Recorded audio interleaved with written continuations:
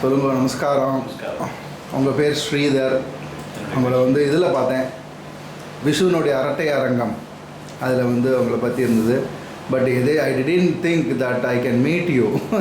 எதேச்சியாக நம்ம ஃப்ரெண்டு சம்பத் உங்களை அழிச்சுன்னு வரும்பொழுது கடைசியில் உங்களை பார்த்து அது நீங்கள் தான் அவர் அப்படிங்கிறது ரொம்ப சந்தோஷமாக இருந்தது. I am really happy. It again reinstates எந்த டேட்டில் யார் மூலியமாக என்ன விஷயம் வரணுங்கிற ஒரு அஜெண்டாவை பெரிவாக போட்டு வச்சுட்டுருக்கான்னு நான் எப்போதும் என் மனசுக்கு சொல்லிகிட்டே இருப்பேன். அது ரீஇன்ஸ்டேட் ஆகுது. ஸோ இந்த டேட்டில் டுடே உங்கள் பேரில் என்னென்ன விஷயங்கள் வரணும்னு பெரிவாக நினச்சிருக்காளோ அதெல்லாம் வரும். ஸோ நீங்கள் என்னென்னலாம் உங்களுடைய அனுபவங்கள் பெரிவாள்கிட்ட இருக்குதுன்னு நினைக்கிறீங்களோ, எதெல்லாம் சொல்லணும்னு நினைக்கிறீங்களோ, சொல்ல வேண்டாத விஷயம்னு ஒன்றுமே கிடையாது. எது வேணாலும் சொல்லலாம். எல்லாமே இது பக்தாளுக்கு ஷேர் பண்ணிக்கிறதுக்கு தான். சொல்லுங்கள், நீங்கள் ஃபஸ்ட்டு எப்போ பெரிவாளை தரிசனம் பண்ணீங்க? நான் முதல்ல பிறந்ததை சொல்லிவிடுறேன் சார். நல்லாமூர் அப்படிங்கிற ஒரு கிராமம், திண்டிவனம் பக்கத்தில் ஒரு 10வது கிலோமீட்டரில் இருக்கிற ஒரு சின்ன கிராமம். இதில் இந்த ஊரில் தான் நான் பிறந்தேன். திண்டிவனத்தில் பிறந்தேன், பக்கத்து கிராமம். இல்லை அது என்னுடைய தகப்பனாருடைய என்னுடைய தாத்தா மகாபரிவாளுடைய தகப்பனாரும் அவள் ரொம்ப நெருங்கியவா ஒரு ஃப்ரெண்ட்ஸாக இருந்தாள். அப்படியே சுப்பிரமணிய சாஸ்திரிகள். ஆமாம். ஓஹோ. அவள் ஃப்ரெண்ட்ஸாக இருந்தாள். அவள் முதல்ல பெரியவா தகப்பனா சொல்லியிருக்காளா, இந்த மாதிரி கிருஷ்ணசாமி இது மாதிரிலாம் இவ்வளோ இடம் ஒன்று சொந்தம்லாம் இருக்கே, உனக்கு இடம்லாம் இருக்குன்னு வச்சுருக்கேன், இதெல்லாம் இருக்குன்னு நினச்சிருந்திருக்கியா, இதெல்லாம் காணாமல் போயிடும் ஒரு நாள் அப்படின்னு பெரியவாளுடைய அப்பா உங்கள் தாத்தா சொல்லியிருக்காரு. இதெல்லாம் ஒரு நாள் ஒன்றுமே இல்லாமல் போயிடும்டா, ஒன்று இருந்ததானே தெரியாது, அப்படி ஆகிடும். ஆனால் ஒன்று மட்டும் என்னைக்கு இருக்கக்கூடிய ஒரு விஷயம் ஒன்று உண்டு, அது கல்வி. அதனால நீ ஒரு சின்ன ஸ்கூல் ஒன்று இங்கே ஆரம்பிக்கணும், அதுக்கு என்ன ரெகக்னிஷன் வேணுமோ அதெல்லாம் நான் தரேன் அப்படின்னு சொல்லியிருக்கேன். அவர் எஜுகேஷன் டிபார்ட்மெண்ட்டில் இருந்தார். இவர் இன்ஸ்பெக்டர் ஆஃப் ஸ்கூல்ஸாக இருந்தார். சரி. எங்கள் அப்பா அடிக்கடி சொல்லுவார். 1903 இது ஒரு நல்லாம்பூர் துவக்கப்பள்ளி அப்படின்ற ஒரு பேரில் ஆரம்பிச்சு. நல்லாம்பூர். சரி. 1903 ஆரம்பிச்சதுக்கப்புறம் 1905 ரெகக்னைஸ் கிடைச்சது. இதுக்கு ஃபஸ்ட்டு ரெகக்னைஸ் வாங்கின ஒரு ஸ்கூல் அந்த டிஸ்ட்ரிக்ட்லேயே அதை தான் சொல்லலாம். 1905. அதுக்கப்புறமா பல வருஷங்கள் அப்பப்போ இன்ஸ்பெக்ஷனுக்குலாம் அவளுடைய எங்கள் கிராமத்துக்கு வந்திருக்கார். அதை எங்கள் காலத்தில் தான் தங்கியிருக்கார். ஒரு பெருமையாக நாங்கள் ரொம்ப இன்றைக்கும் நினைக்கிறோம். அதுக்கப்புறமா இது காலப்போக்கில் ஆச்சு. எங்கள் தாத்தாக்கு அப்புறமா எங்கள் அப்பாவோட ஒரு மேனேஜ்மெண்ட்டில் கண்டினியூ ஆகிட்டு இருந்தது. ஒரு காலகட்டத்தில் எல்லா ஸ்கூல்ஸும் பஞ்சாயத்துக்கு கொடுத்துடணும் அப்படின்னு ஒரு ரூல் கொண்டு வந்தால், எல்லா கிராமங்களில் இருக்கிற ஸ்கூல்ஸில் பஞ்சாயத்து மேனேஜ்மெண்ட்டில் இருக்கிற ஸ்கூல்லாம் நிறைய அவள் மேலே கம்ப்ளைண்ட்ஸ் போயிருக்கு, அப்படி கொடுத்துடணும்னு சொல்லி. அந்த மாதிரி கொடுக்குற காலத்தில் இந்த மாதிரி கொடுக்கணும்னு உடனே அப்பாவுக்கு ரொம்ப மனசு கஷ்டமாக இருந்தது. சரின்னு சொல்லிட்டு நேராக பெரியவாளை போய் தரிசனம் பண்ணிட்டு கேட்டுட்டு வந்துடணும் அப்படின்னு சொல்லிட்டு நான் சார் அந்த காலத்தில் நானும் நிறையா பேர்கிட்ட கேட்டுருக்கேன். எந்த விஷயமா இருந்தாலும் அது பெரியவாள்கிட்ட, அது ஃபேமிலி மேட்டராக இருக்கட்டும், எதுவாக இருக்கட்டும், எதுவாக இருந்தாலும் அது பெரியவா தான் தீர்மானம் பண்ணணும். அவள் முடிவு என்னவோ அதுதான் இறுதி. அப்படிதான் இருந்திருக்கா அவள். அப்போது நேராக ஆக்ஷன் போன உடனே எனக்கு 12 வயசு இருக்கும். அப்போது எங்கள் அப்பா ஆக்ஷன் போயிட்டு இந்த மாதிரி விஷயம் பண்ணுவான். அப்போது அவள் கேட்டால், சிவன் சாரோட தகப்பனார் உங்கள் வீட்டில் தங்கி இருந்து சாப்பிட்ருக்காளே, ஆகாரம்லாம் பண்ணுறதுக்கு அவனுக்கு தெரியுமா அப்படின்னு பெரியவா கேட்டாளா? பெரியவா எங்கள் அப்பாவை கேட்டார். உடனே ஆமாம் எனக்கு தெரியும் அப்படின்னு சொல்லி சொன்னார். பெரியவாளுடைய தம்பி சிவன் சார் அப்படின்னு சொல்லியிருக்கா. அப்போது சரி, அப்புறம் உடனே இது மாதிரி சொன்னேன். இது மாதிரி என்ன விஷயமா வந்திருக்கேன் உடனே மாதிரி சொன்னால், எழுதி கொடுத்துடு ஒன்றும் ஆகாது அப்படின்னு பெரியவா சொன்ன வார்த்தை.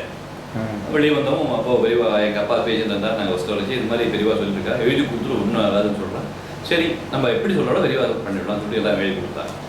கொஞ்ச நாள் ஏதாவது கவர்மெண்ட்டுக்கு இந்த பஞ்சாயத்துக்கு, ஆமாம் பஞ்சாயத்துக்கு நாங்கள் கொடுக்குற விருப்பப்படுறோம்னு சொல்லிட்டு லெட்டர் கொடுத்துட்டார் அப்பா, லிங்க் டு கிவ் பஞ்சாயத்து அப்படின்னு.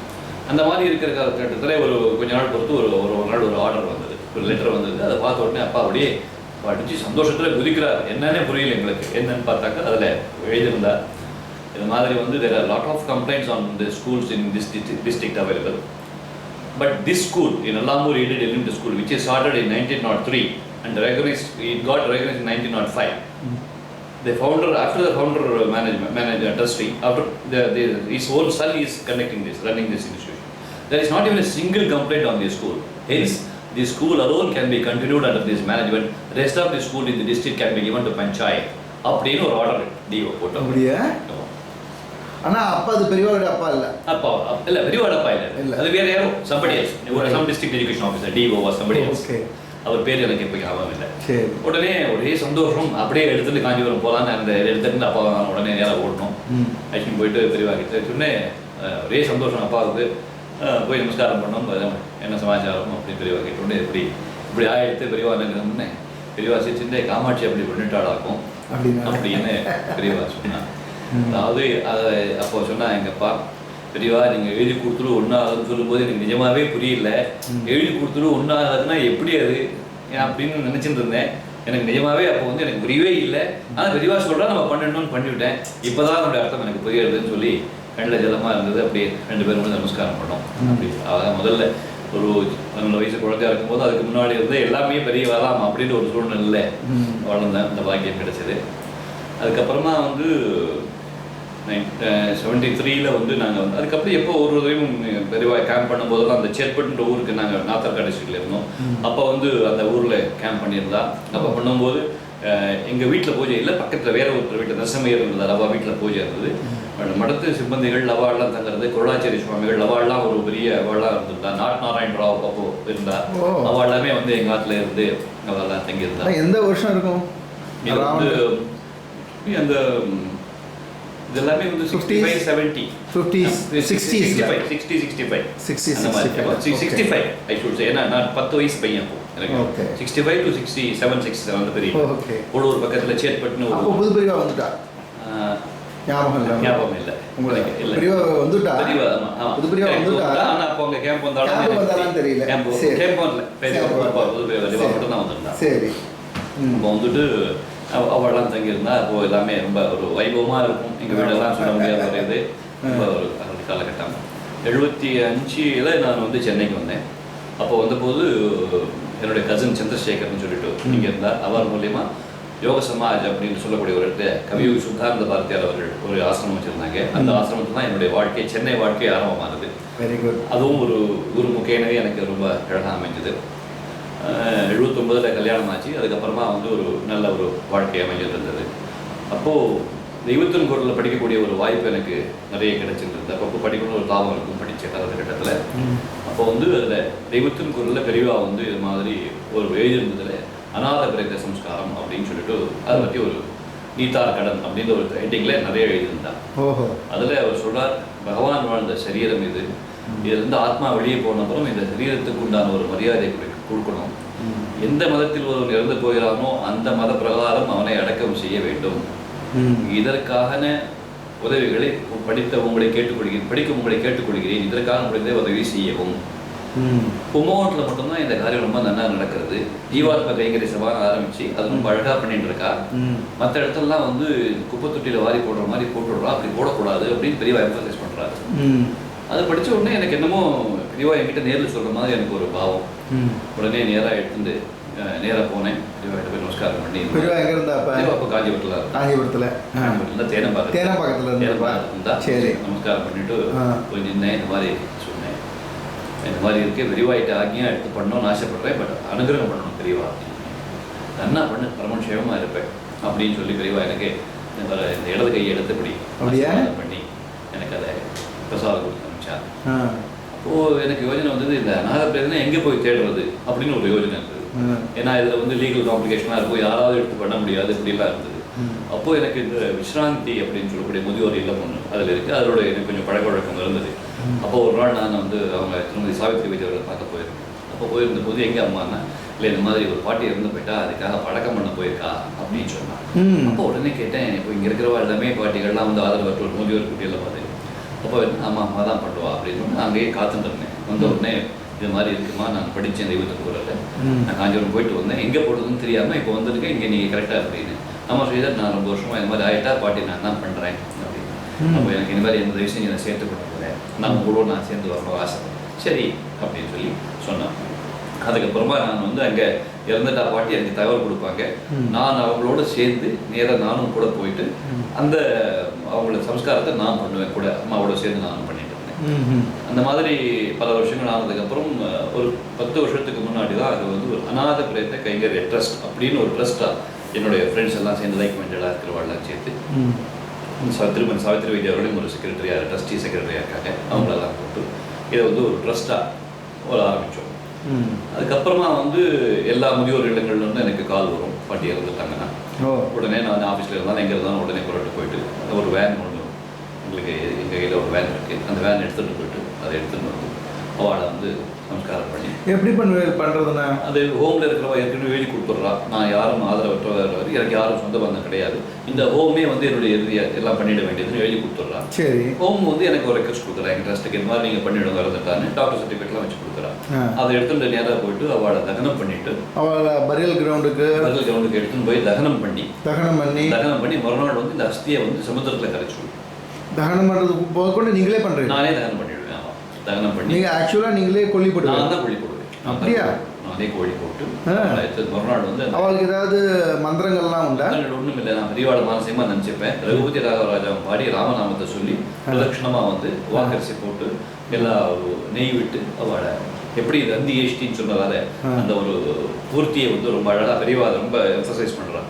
இந்த மாதிரி இந்த சரீரத்தை வந்து பஞ்சபூதங்களுக்கு திருப்பி கொடுக்கும்போது எப்படி வந்ததோ அந்த மாதிரி ஒரு அதை கொடுக்கணும்னு சொல்றதால அதனால அதை அவளுக்கு அவங்க ஹோம்லேருந்து புறப்படும் போதே அவளுக்கு ஸ்நானம்லாம் பண்ணி வச்சு புது வஸ்திரம்லாம் பண்ணி அதை பேக் பண்ணி கொண்டு வந்துடுவோம். வந்த உடனே அவள் நிறைய இப்போ இந்த எல்லாருமே வந்து கண் தானம் பண்ணுறாள். இந்த என்ன ஒரு விசேஷம்னா எல்லா பாட்டிமாரும் கண் தானத்துக்கு எழுதி கொடுத்துருக்கா. ஸோ அவள் இறப்பில் வந்து எத்தனையோ பேருக்கு பார்வை கிடைக்கிறதுக்கு ஒரு வழி பண்ணுறாள். அதுக்கப்புறமா அவளை தகனம் பண்ணி அழகாக அந்த அஸ்தியை மரணம் நாங்கள் சமுதிரத்தை கரைச்சிடுவோம். அப்படியா? எவ்வளோ பேர் ஃபஸ்ட்டு ஆரம்பிக்கும் போது உங்களுக்கு ஒரு மாதிரி மனசில் வந்து கொஞ்சம் ஒரு அருவருப்பு சொல்ல முடியாது, பட் ஒரு என்ன சொல்லலாம், மேபி ஒரு டிஸ்கம்ஃபர்ட் இருந்ததா? அவசியம் இருந்தது. முதல்ல நான் பண்ணுறச்சே எனக்கு வந்து ஒரு கிட்டத்தட்ட ஒரு 3-4 பேருக்கு பண்ண வர வரைக்கும் என்னால் வந்து சாதாரணமாகவே இருக்க முடியல. அப்படியா? ரொம்ப சிரமப்பட்டேன். அதாவது அப்போ உங்க பேரண்ட்ஸ்லாம் உங்க கூட இருந்தா? எங்க அப்பா அம்மா எல்லாம் இருந்தா. அவெல்லாம் அப்ஜெக்ட் பண்ணலையா? சொல்லுவா, இந்த மாதிரி வந்து ரொம்ப வசதியான காரியம்டா. அப்படியா? அப்படின்னு சொல்லுவா.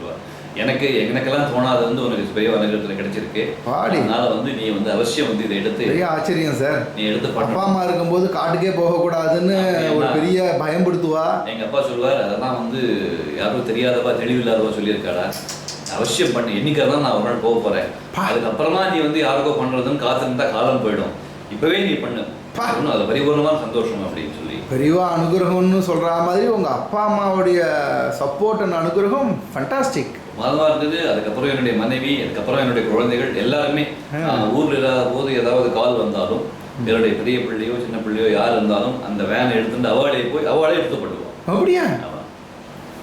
What a tradition you have mat.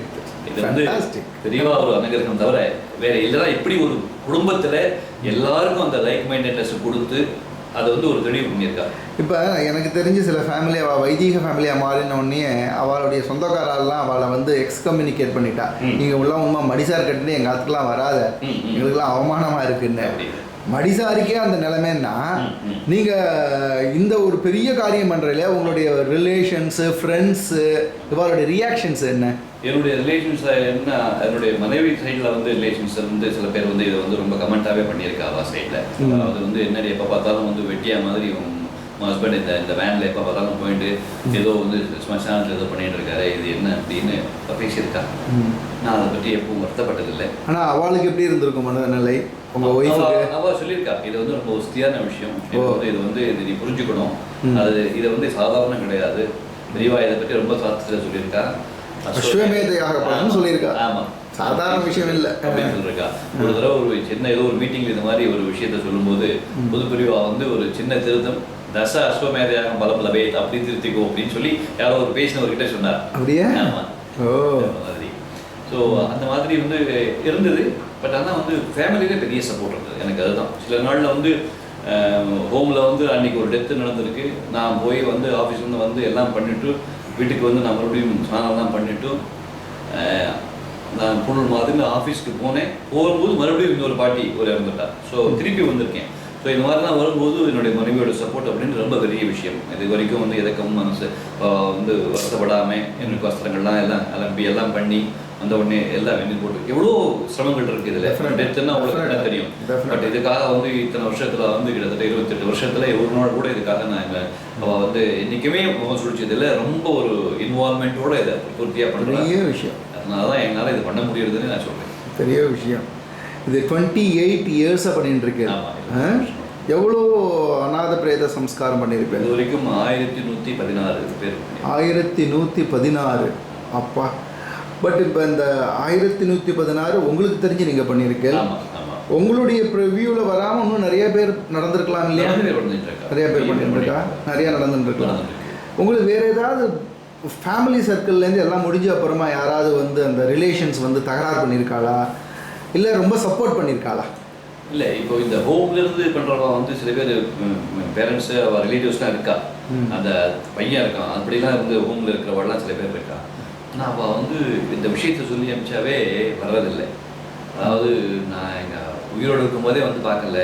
ஒரு ஒரு ரொம்ப ஒரு மனசுக்கு நெகிழ்வான ஒரு விஷயம் நடந்தது. வந்து ஒருத்தர் உடம்பு சரியில்லாமல் இருந்தார். ஹோமில் இருந்து அவரை வந்து ஹாஸ்பிட்டலில் அட்மிட் பண்ணிடணும். விளையாடல கல்யாண கிளினிக் அப்படின்னு சொல்லிட்டு டாக்டர் கிருஷ்ணமூர்த்தியை வச்சு நடத்துகிறாங்க. அந்த ஹோமில் அவரோட ரெக்வஸ்ட் பண்ணி, சார் வசதி இல்லை, அந்த ஹோம்லேருந்து ஆக்ஷன் வரணும்னு அவர் வந்து ஃப்ரீ ட்ரீட்மெண்ட். பகல்லலாம் அவள் நர்ஸை பார்த்துருப்பா. ராத்திரியில் நான் என் ஆஃபீஸ்லேருந்து வந்துட்டு இப்போ ராத்திரியில் நான் அவருக்கு துணையாக படுத்துப்பேன். ஹாஸ்பிட்டலில் படுத்துன்னு இருந்தோம். அப்போ வந்து சொன்னார், இந்த மாதிரி என்னுடைய பொண்ணு வந்து எங்கள் பக்கத்தில் இருக்கா, அவரை வந்து போய் பார்த்தே எப்படியாவது எனக்கு சொல்லி நீங்கள் வர வைப்போ அப்படின்னா. ஸோ அட்ரஸ் எடுத்துகிட்டு வந்தேன். பெருங்குடின்ற இடத்துல தான் அவள் இருந்தா. நான் வந்து பார்த்த பிறகு அவர் வந்து நேராக அந்த வீட்டுக்கு போனேன். அவங்க அம்மா வந்து அவருக்கு அப்பாவுக்கு அபிப்பிராய வேதமாக இருக்கிற மாதிரி ஒரு மாற்று கல்யாணம், வேறு மதத்தில் கல்யாணம் பண்ணிட்டா. அதனால் தொடர்பு இல்லாமல் இருந்திருக்கா இத்தனை வருஷங்களா. அப்போ நான் போய் இந்த மாதிரி உடம்பு இல்லாமல் இருக்காரு, டெத் பெட்டில் இருக்காரு, நீங்கள் அவசியம் வரும். அப்போது வந்து என் கல்யாணத்தை அங்கீகாரம் பண்ணாத என் தகப்பனாரை வந்து நான் பார்க்கவே மாட்டேன் அப்படின்னு சொல்லி. அப்போது நான் சொன்னேன், அதெல்லாம் இருக்கலாமா, பட் ஆனால் இப்போ ஒரு டெத் பெட்டில் இருக்கார், இனிமேல் நீங்கள் அவரை பார்க்க முடியாது, அந்த தகப்பனார் நீங்கள் அவசியம் வந்து வரணும். அப்போது வந்து அந்த அம்மாவோட கணவர் மறிச்சு பேச்சுவார்த்தை, நீ யார் நீ போனால் போதான் மரியாதை கொடுக்குறேன், இப்போ நீ மேலே வெளியே போனால் உனக்கு கழுத்தை பிடிச்சி விடுதல் அப்படின்னு சொல்லி சொன்னார். சொன்னேன், பரவாயில்லை சார், ரொம்ப நன்றி அப்படின்னு சொல்லி சொன்னேன். அப்போது நான் என் நண்பர் ஒருத்தர் கூட அழைச்சிட்டு போயிருந்தேன். அவர் சொன்னார், இவ்வளோ ஒரு அவமரியாதையாக பேசுகிறா, நீங்கள் ஒன்றும் ரியாக்ட் பண்ணவே இல்லையே அப்படின்னு. நான் சொன்னேன், பெரியவா எழுதியிருக்கா, முதல்ல அவர் சொல்லியிருக்கா, பொது காரியத்துக்குன்னு வந்தால் மான அவமானம் பார்க்கக்கூடாது அப்படின்னு பெரியவா சொல்லியிருக்கா. அதை நம்ம பெரியவாக கட்டளையாக எடுத்து பண்ணிட்டு இருக்கோம். அதனால் நம்ம வந்து அவள் எப்படி சொன்னாலும் அப்படி தான் போகணும். ரொம்ப சந்தோஷம் சார், நான் வந்துவிட்டேன். அந்த உடனே இவர் ரொம்ப ஆசையாக இவர் காத்துட்ருக்காரு எனக்கு ஹாஸ்பிட்டலில். பார்த்தேடா என் பொண்ணு வராடா என்ன சொன்னா அப்படின்னா. நான் வந்து சொன்னேன், கதவு கூட்டியிருக்கு, ஊரில் இல்லையா அவங்க பொண்ணு, வெளியே போட்டுருக்கான், பக்கத்து வீட்டில் சொல்லிட்டு வந்திருக்கேன் தகவல், அவள் வந்த உடனே கூப்பிடுவா சார், கவலைப்படாது அப்படின்னு சொன்னேன். சொன்னால் அன்றைக்கி எப்போ பேசிட்டு போனோம், அன்றைக்கி ராத்திரி அவர் உயிர் பிரிஞ்சுட்டு மறுநாள் அவரை எடுத்து நான் தகனம் பண்ணி அஸ்தை கரைச்சுட்டேன். ஆனால் என் மனசில் ஒரு திருப்தி இருந்தது. சாகிற சமயத்தில் அவருக்கு ஒரு கஷ்டத்தை கொடுக்க வேண்டாம், தன் பொண்ணு இப்படி நெக்லெக்ட் பண்ணிட்டு உடனே வருத்தம் வேண்டாம் அப்படின்னு ஒரு காரணத்தால், அது பொய்யா இருந்தாலும் அவர் மனசுக்கு சாந்தத்தை கொடுக்கும்ன்றது ஒரே காரணத்துக்காக. அப்படி பொய்மையும் வாய்மையோடித்து நன்மை பயக்கும் தான் அப்படின்னு சொன்னால் அது ஒன்றும் தப்பே கிடையாது, அதுதான் சத்தியம். ஆமாம், அந்த மாதிரி சொல்லி அந்த நிகழ்வு ஒன்று நடந்தது. அதுக்கப்புறமா விஸ்ராந்திலேருந்து வரும்போது ஒரு காலத்தில் யாரோ ஒரு பையன் இருந்திருக்கான் அப்படின்னு சொல்லி சொன்னால், அவள் கூப்பிட்டா நான் வரவே மாட்டேன், நான் வந்து அம்மா உயிரோடு இருக்கும்போதே நான் பார்த்துக்கல, இப்போ வந்து நான் ஏன் வரணும் அப்படின்ற மாதிரி சொன்னாங்க. அப்போ நான் சொல்லிட்டு, அப்படிப்பட்ட பிள்ளையே வராமல் இருக்கிறது தேவையில்லை, அவன் நம்ம பார்க்காம இருக்கிறது நல்லது அப்படின்னு சொல்லிட்டு அந்த அம்மாவும் தகனம் பண்ணிடுறாங்க. ஹாஸ்பிட்டல்லேருந்து வர அன்கிளைன் பாடிஸ்க்கு போலீஸில் காவல்துறையில் எல்லாம் அவள் பண்ணி எல்லாம் லீகலாக தான் பண்ணி கொடுக்குறா. அந்த மாதிரி வர்ற சில விஷயங்கள் அடக்கமானதுக்கு அப்புறமா வந்து அந்த போலீஸ்க்கு வந்து கூப்பிட்டுருக்கா, கேட்டிருக்கா, எங்களுடைய ஸோ இந்த அட்வர்டைஸ்மெண்ட் பார்த்தா சார் நாங்கள் எத்தனை நாள் கவனிக்க முடியல அப்படின்னு ஏதோ ஒரு காரணத்தால் நாங்கள் பண்ணிட்டு வந்த சில நாள் கொடுத்து வருவா.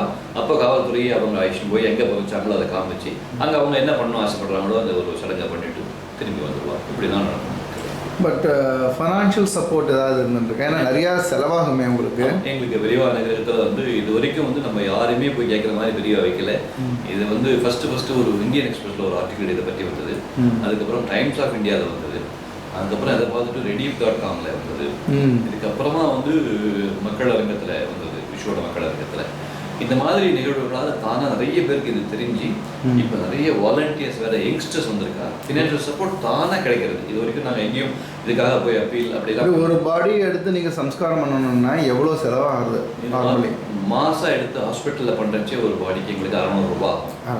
வெல்கா பண்ணுறது ஒரு மினிமம் 20-25 பாடி பண்ணுவோம். ஓஹோ, அப்படி பண்ணும்போது தனியாக எடுத்து பண்ணோம்னாக்கா உங்களுக்கு வந்து ஒரு 1500 ரூபா 1600 அப்படி ஆகும். டிபெண்ட் வேறு நீங்கள் கன்வென்ஷனாக பண்ணுற இடம் இல்லை எலக்ட்ரிக்கில் பண்ணுற இடம் அப்படின்றத வச்சு அது அதெல்லாம் யார் டிசைட் பண்ணுவா? கன்வென்ஷனலாக பண்ணணுமா, எலக்ட்ரிக்கில் பண்ணணுமாங்கிறத? ஹோமில் வந்து வர்ற டெத் எதுவாக இருந்தாலும் மோஸ்ட்லி நான் வந்து அதை கன்வென்ஷனாக வச்சு பண்ணுறேன். ஏன்னா தர்மசாஸ்திர பிரகாரம் அப்படி நடந்த விசேஷம். காசு அதில் கூட சிலவானாலும் சாஸ்திரத்துக்கு விரோதம் இல்லாமல் பண்ணுறோம், பெரியவா சொல்லி இதை காப்பாரியம் பண்ணுறதால அது அதை பிடிச்சிருக்கும் அப்படின்னு அது மாதிரி பண்ணுறேன். அப்படியா? ஆமாம். ஓ, அதனால வந்து அதை அப்படி தான் பண்ணிட்டு இருக்கோம். இதில் வேறு மதத்துக்காரா யாருக்காவது நீங்கள் பண்ணின அனுபவம் இருக்கா? கிறிஸ்துவாளுக்கோ இஸ்லாமியர்களுக்கோ? அந்த மாதிரி நடந்தபோது அவள் என்ன சொன்னாள்னா வந்து நாங்கள் பண்ணுறோம்னு சொன்ன உடனே தகவல் தெரிஞ்சு அவள் வந்து இல்லை சார் எங்ககிட்ட கொடுத்துருக்கோம், இந்த இதை வந்து நாங்களே பண்ணுறோம் அப்படின்னு சொல்லி கேட்டு வாங்கி போயிருக்கா. ஓ, ஸோ அதனால அவள் அதை பிரகாரம் என்ன பெரியவா அதை எழுதியிருக்கா, எந்த மத பிரகாரம் பிறந்திருக்கார்களோ அது பிரகாரமே அவர்களுக்கு அடக்கம் செய்ய வேண்டும்னு சொல்லியிருக்கா. அதனால அதை அவள் கிட்ட ஹேண்ட் ஓவர் பண்ணி. உங்களுடைய அஃபீஷியல் லைஃப்பை பற்றி சொல்லுங்க. நான் வந்து ஏன்னா உங்களோட பர்சனல் லைஃப்புங்கிறது உங்கள் ஃபேமிலி லைஃப் பார்த்தாச்சு, உங்களோட யங்கர் ஏஜஸ் லைஃப் பார்த்தாச்சு. இவ்வளோ ஒரு காரியங்கள் பண்ணுறதுக்கு ஆஃபீஸில் எப்படி சப்போர்ட் பண்ணுவா? இது ஒரு முக்கியமான கேள்வி தான். பெரியவா அனுகிரகத்தில் வந்து அது ஒரு சிரமம் இல்லாமே எனக்கு இத்தனை வருஷமாக நடத்தி கொடுத்துருக்காரு. அப்படியா? நான் முதல்ல ஒரு 3-4 கம்பெனியில் இத்தனை வருஷம் ஒர்க் பண்ணியிருந்தாலும் இப்போ ஒரு 15 வருஷமாக ஒரே கம்பெனியில் தான் இருக்கேன். இந்தியா இன்ஃபோலைன் அப்படின்ற ஒரு கம்பெனியில். இந்தியா இன்ஃபோலைன் IIFL அப்படின்னு சொல்லக்கூடிய ஒரு நிறுவனம். இது பாம்பேவை தலைமையிடமாக கொண்டு இது பப்ளிக் லிமிடெட் கம்பெனி. அதில் வந்து சென்னையில் நான் வைஸ் பிரசிடென்ட் ஆப்ரேஷன்ஸாக இருந்துருக்கேன். இது நிஜமாகவே ஒரு பெரியவான கிரகம் தான். எனக்கு வந்து இந்த வேலைகளுக்கு இந்த ஹாஸ்பிட்டல்லேருந்து எடுக்கிறது எல்லாமே சண்டேஸில் பண்ணுவோம். மற்ற சமயத்தில் எப்போ இறப்பும் தெரியாது, எப்போ கால் வந்தாலும் நான் உடனே கொண்டு போயிடுவேன். அதுக்கு என்னுடைய வேலைக்கு எந்த இடையூறும் இது வரைக்கும் வராமல் அப்படி தான் நடந்துருக்கு. மேனேஜ்மெண்ட்டு எனக்கு இது பெரிய சப்போர்ட் பண்ணி கொடுத்துருக்கா. அதை நான் நிச்சயமாக இந்த சமயத்தில் சொல்லுவேன். அப்படியா? இந்த கம்பெனியில் தான் நீங்கள் ஜாயின் பண்ணல? நான் இதுக்கு முன்னாடி நான் வெவ்வேறு கம்பெனியில் இருந்திருக்கேன். இந்த கம்பெனியில் வந்து 95 வந்து ஜாயின் பண்ணேன். அதுக்கப்புறம் 2000 இந்த company was acquired by India Infoline. அதுலேருந்து அப்படியே நான் கண்டினியூ பண்ணிட்டு இருக்கேன். ஸோ இதுக்கு முன்னாடி இருந்த கம்பெனிலையும் எனக்கு வந்து இந்த விஷயமா நான் எப்போ போனதுனாலும் எனக்கு அனுமதி உண்டு, யாரும் ஒன்றும் குறைய சொல்ல மாட்டேன். அப்படியே நடந்திருக்கு.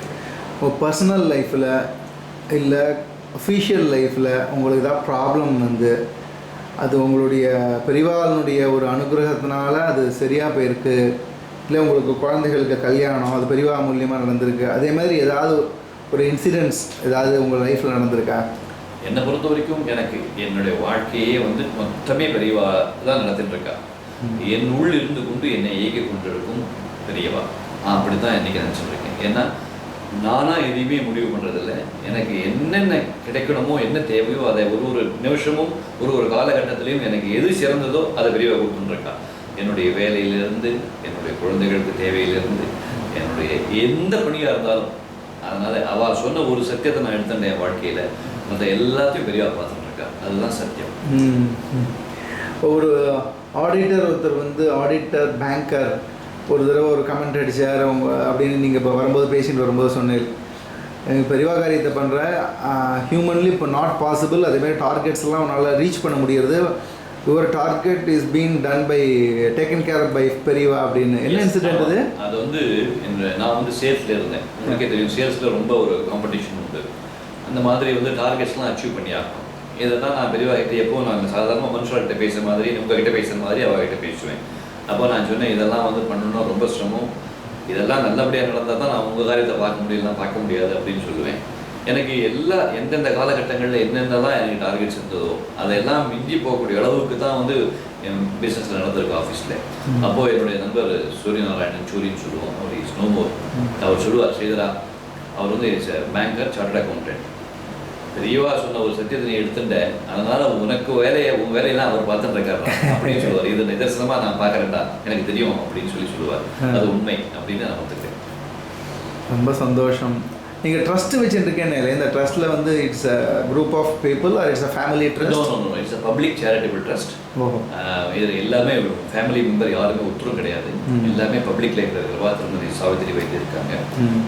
மிஸ்டர் ஜெயராமன் சொல்லிட்டு VRNTயில் ரொம்ப சர்வீஸ் பண்ணக்கூடியவர் ஒருத்தர். பெரியவா வந்து அவளை வந்து நல்ல ஒரு வேலையில் இருக்கிற காலத்தில் ஒரு நிவாசி எங்கி அவர் 42-43 வயசில் பெரியவாளை இருக்கோ தரிசனம் பண்ண போச்சு. பெரியவா வந்து நீ வேதத்துக்குன்னு உழைக்கிறதுக்காக உன் வேலையெல்லாம் விட்டுட்டு வர ஜெயராமனா VRNT ஜெயராமன் சொல்லிட்டு அவரை விட்டுட்டு வர சொல்லி அவரை வந்து இத்தனை வருஷமாக சர்வீஸ் பண்ணிட்டு இருக்கார். அவர் இதில் ஒரு ட்ரஸ்டியாக இருக்கார். கோட்டூர் பாலசுப்ரமணியன் இருக்கார். அப்புறம் வந்து அமைச்சர் இருக்கார். மதுரை பாலசுப்ரமணியன் சொல்லிட்டு லக்ஷ்மணன் ஒருத்தர், எல்லாமே பப்ளிக் லைஃப்பில் வெவ்வேறு வேலையில் இருக்கிறவா. இவா எல்லாரையும் வந்து பெரியவா டிவோட்டிஸ், இதை பப்ளிக் காஸ்ட்டில் இன்ட்ரெஸ்ட் இருக்கிறவா. அதனால் அப்படிப்பட்டவளை தான் இதில் பெரியவா நியமிச்சிருக்கா. அதில் எல்லாம் ட்ரஸ்ட் பேர் என்ன சார்? அநாத பிரேத கைங்கரிய trust, Madras based. Madras based. ரொம்ப சந்தோஷம். It's a blessing to see you. இவ்வளோ அஸ்வமேதம் பண்ணவாளை பார்க்குறதே பெரிய அனுகிரகம் தான். ரொம்ப சந்தோஷம். எனக்கும் பெரிய சந்தோஷம். என் பெரியவாளை பற்றி ஒரு விஷயங்களை இதை வெளியே சொல்றதுக்கு எனக்கு ஒரு வாய்ப்பு கொடுத்ததுக்கு ரொம்ப சந்தோஷம். குருபியோ நமः. நமஸ்காரம். நமஸ்காரம்.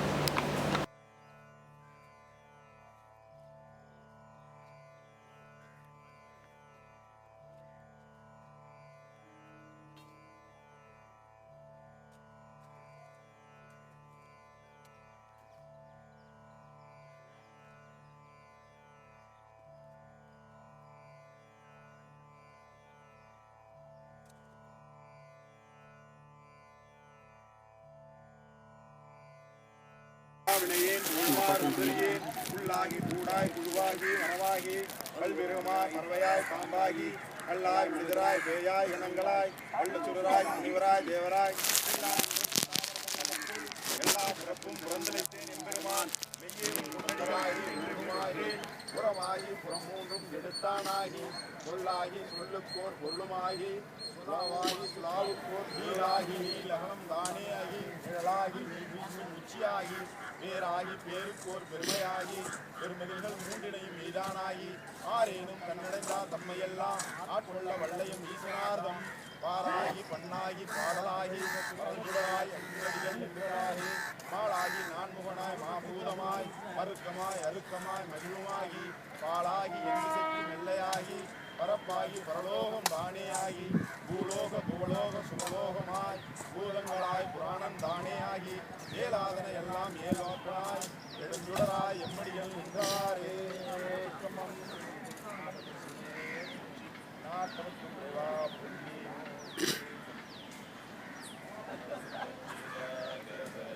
आचाराम पतित पावन सीताराम रघुपति राघव राजाराम पतित पावन सीताराम रघुपति राघव राजाराम पतित पावन सीताराम. ஒரு முக்கியமான விஷயம், அதை நான் பேசும்போது விடுபட்டு போச்சு.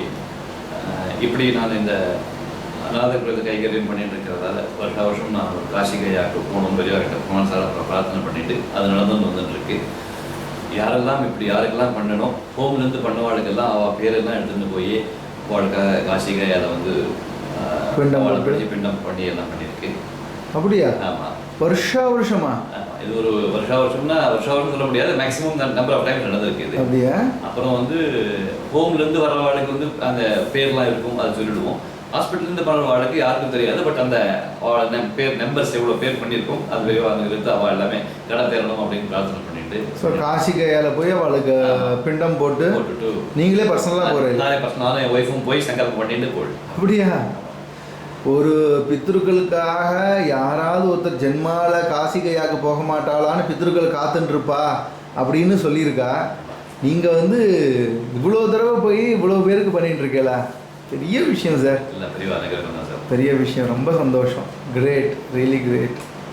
பெரிய அனுகிரகம் என்ன, பெரிய கூடயே இருக்கா உங்களுக்கு. ரொம்ப சந்தோஷம்.